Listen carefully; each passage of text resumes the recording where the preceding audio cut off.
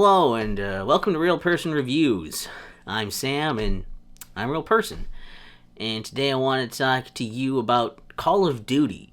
Um, it's more about, because it's 20-year anniversary this year when I'm recording this. So it's been around for about 20 years when you're watching this, probably. And I guess I first got into Call of Duty, really actually got into it with Modern Warfare 2 on the PlayStation 3. That Call of Duty 2, Modern Warfare 2. Boy, names are easy. This isn't confusing at all. And, uh, I played a few games around then, and I was really into it, and I guess now I've been kind of interested to go back and play some, games from, really games from around then, and then, I also wanted to, because I did, replay Modern Warfare 2, so we'll see. There'll be probably a video on that, too, but basically what I'm trying to say here is that, I wanted to go back to the origins of Call of Duty, and I did try playing the very first Call of Duty, because I was just interested to see what it was like. And the first Call of Duty is only on PC, so I got it on my Steam Deck, and the Steam Deck is not a very good platform for it. There are some user profiles that try admirably to give you all the controls, but it's still kind of awkward and clunky. The performance on there is weirdly jittery. Maybe it's just due to using a controller being kind of awkward the way it inputs or something. I don't know. It's also too dark on there for some reason. I couldn't get it to look bright enough to really see enough in those dark levels. I'm sure it was pretty impressive when it came out as well. That came out, if that came out around 2003 or something, right? That's probably pretty impressive what it was doing. But the awkward clunkiness of it now and somewhat of the blandness and the weird systems, it's just not really what I think of when I think of Call of Duty. And I didn't feel like torturing myself through an entire session of that because I can't be bothered to use a keyboard and mouse to play something. I bowed out. Maybe someday I'll go back to it and try to really tough it out, but I wasn't having a great time with it. I wasn't really getting into it, and I figured I don't want to give myself a chore right now, so I didn't. And I skipped ahead to Call of Duty 2, actually on the Xbox. Well, it's the Xbox 360 version, but I played it on an Xbox Series X. Back here. It's the darkness back here that you can't see because everything's dark and my lighting is weird for this shot, but I thought it would be okay. I guess really, not much more preface other than just to keep in mind for me playing this. That's the platform it was on. This is me going from those games from however many years ago now back to games that are even older than that.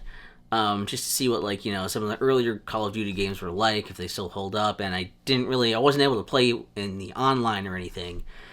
They have them back up now, but yeah, I couldn't find anybody to get a full match with, so a match never happened. But this is at least going to be for the campaign of the game, which is probably mostly what you'd be playing these days anyway. So does that still hold up? Is it still worth playing? Call of Duty 2? Almost 20 years later. Maybe by the time you're watching it is at full 20. Whatever, we'll say 20. 20 years later. So, Call of Duty 2 is based around World War II. And, I guess, I don't know how much I want to say about this, because I'm not a big history buff or anything. But if you're familiar with World War II, Call of Duty 2 is around there. You play... you're fighting against the Nazis, wouldn't you know? Or I think it's World War II. I'm pretty sure. I don't know. It doesn't even matter. It doesn't matter because the point is you're the good guys fighting the bad guys, what you do. The gameplay, it's a first-person shooter, and if you weren't aware, a first-person shooter. And essentially the way it goes is that the way it's set up is that you basically play as one army for a few missions, and then you can unlock other, as you hit certain checkpoints and complete missions, you'll unlock some routes to play the stories that are kind of intertwined with the timelines and such of the other armies all fighting against the Germans. And there's a series of missions there. In each mission... usually you have a number of different objectives that kind of evolve as you go through. You're doing a number of different things. You might just be, running around behind cover and things, trying to clear out an area. Maybe you're trying to invade somewhere, clear out buildings, take out, important important stations or pieces of equipment or machinery as you're going along. Sometimes you're trying to hold a point. You're trying to fend off against people attacking you as well. There are times when you might have to like take out, like you're on foot, you might have to take out a tank. There could be times when you are, in a vehicle and you're trying to, use the turrets or something to mow down people in that, to hold your spot. And you're usually just getting orders shouted at you by, people around you, to do what the next thing is to do. And then until you beat that, and then you go, you do the next thing until you do enough things, and the mission's over. And then you go to the next mission, giving you a chance to kind of save between those. There's also checkpoints that automatically happen as well. And for some of the gameplay stuff here too, more of the nitty gritty stuff. It's pretty, standard now what you'd have in a lot of first person shooters, and it even still is a lot like modern Call of Duty games, where basically you'll be, you'll be like running around. You have two weapons you can use at a time that you can swap between, and so you can pick up weapons from fallen enemies and things. If you get hurt, you have to get behind cover and wait a little bit for your health to come back. And you can aim down your sights to shoot at people, take them out. You also usually have people around you in this too, that are kind of helping you out and stuff, because you're a group. You're not just like one man going solo for this kind of thing.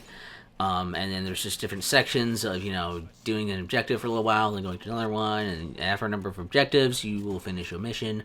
You have the option to keep going with this army, to keep doing the rest of their story, or do a different army's perspective until you've done all of them and eventually beat the game. I mean, there's not a whole lot more really to say about, I guess, the nitty gritty of the gameplay. You have, your two weapons. You have your grenades you can use. You can walk and crouch and shoot and aim down sights.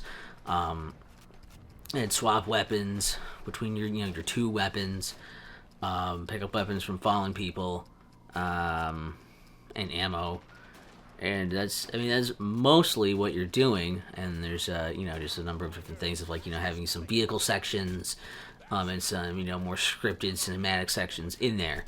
And that's where I think some of the stuff here actually, that's where it kind of shines a bit. Is there a few like fun, kind of more like cinematic things where it's not really like, it's not like super gimmicky or anything, but it does, like, there's some cool things. Like, there's one where you're going through like this, like, going through this old like pipe, like system of like pipes or whatever. As you're running through there, and they're like shooting through the bottom of it, and like streams of light are coming through there. That's like really cool.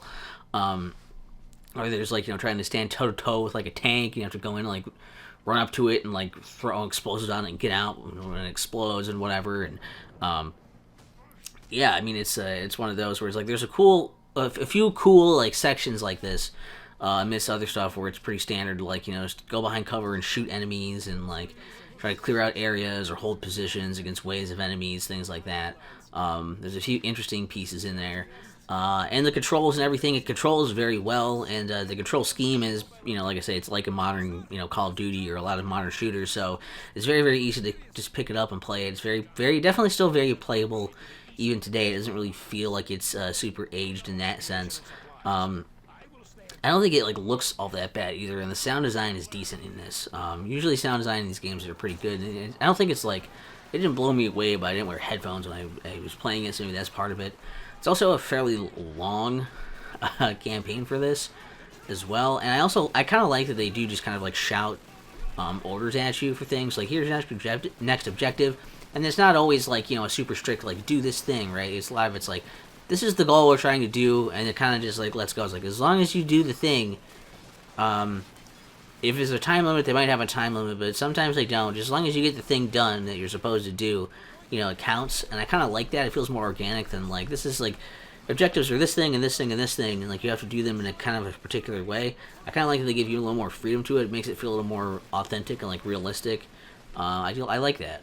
But I mentioned the game is a bit long, and that's probably one of the complaints. I mean, it sounds like a good thing, right? Oh, the game is long, right?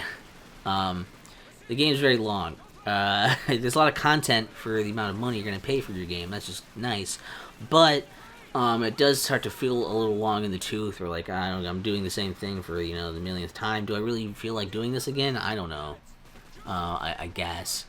And it's not like necessarily bad, but yeah, especially if you're like doing this in one sitting.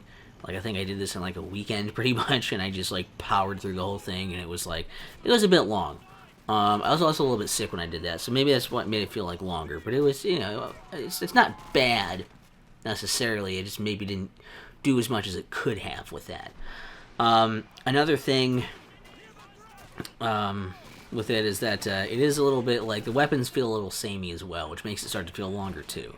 I mean, it's cool that you have the two weapons that you can do, and like it gives you some like, do I hold on to this weapon and hope for more ammo for this good weapon, or do I just pick up a different weapon that I know is going to get more ammo? Do I do try to focus like a long range one and a short range one, or two like mid range ones, or what do I want to do?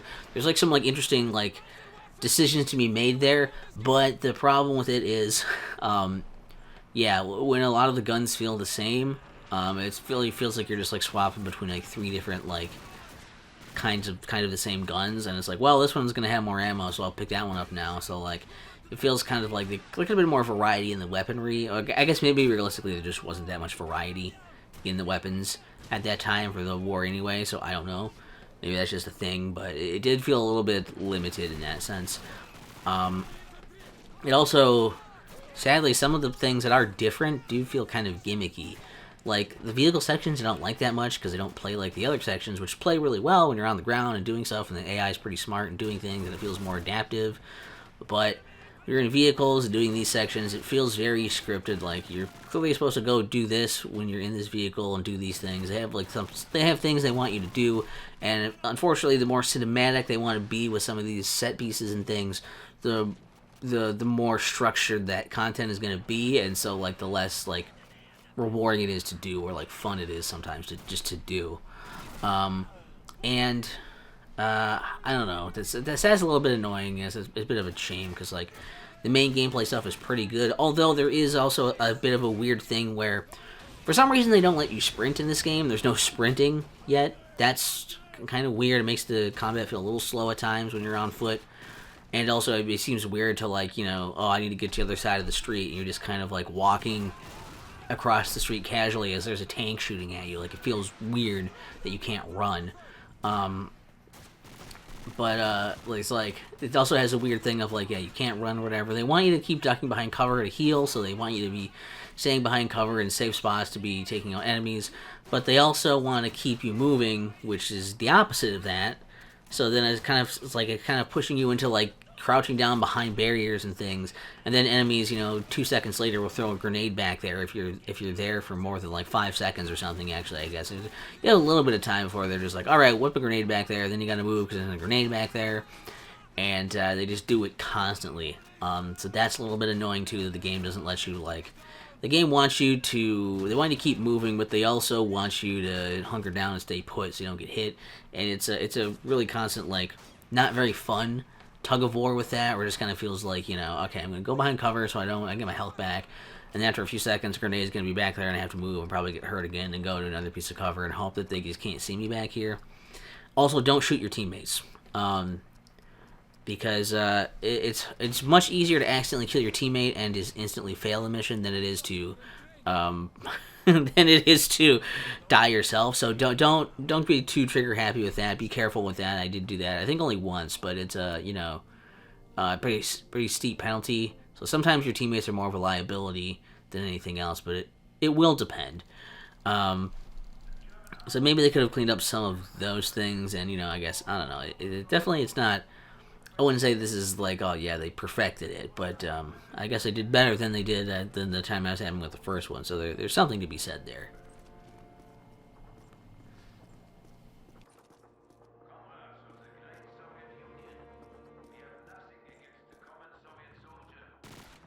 So I guess there's not a ton to say about Call of Duty 2 because it's kind of a war game thing. I mean, it's a little boring that you're just army dudes shooting army dudes, but it's supposed to be more realistic. So of course, some of the limitations come from it being more historically based. They want to be more realistic with things, so I get that. But I think for what it is, it's still pretty good. I mean, I don't know if like they kind of want to keep these clinging onto their price tag sometimes. Like I don't know if Call of Duty 2 is necessarily worth $20 unless you're really into the setting, or if you're really into first-person shooters of this era, I guess, or you're interested to see where this started, I think this is a good origin start place for Call of Duty, even though it's not the first one.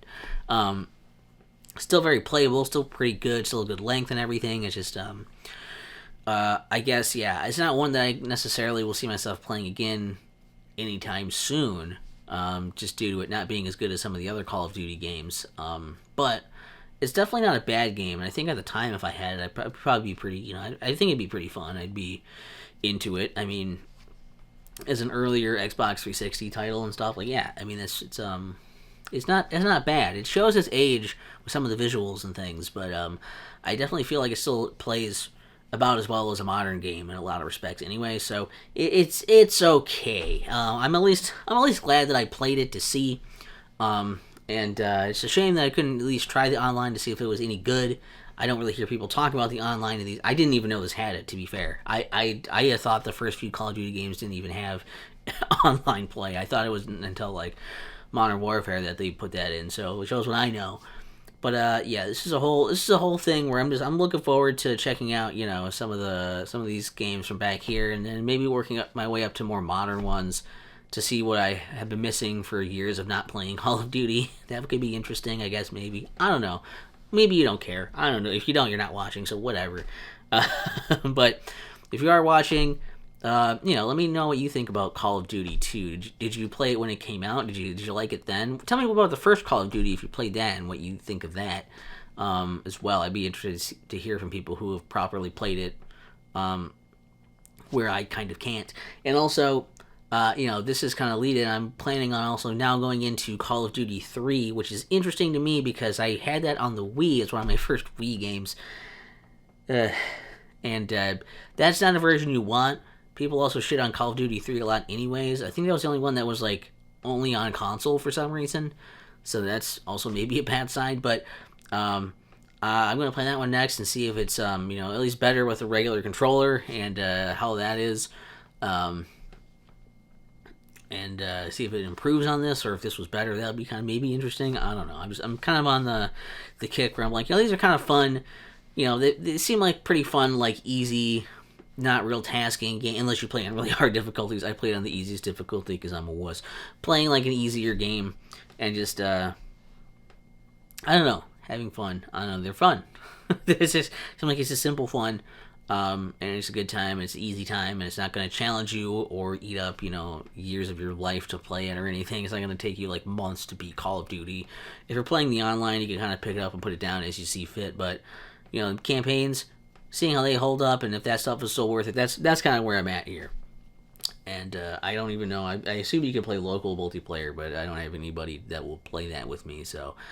if that's a thing also, sorry, I can't talk about that either. What do you guys think of Call of Duty in general? What do you think about Call of Duty 2 and 1? And thanks for watching and all that, and I don't know. Oh, hopefully it wasn't a mess.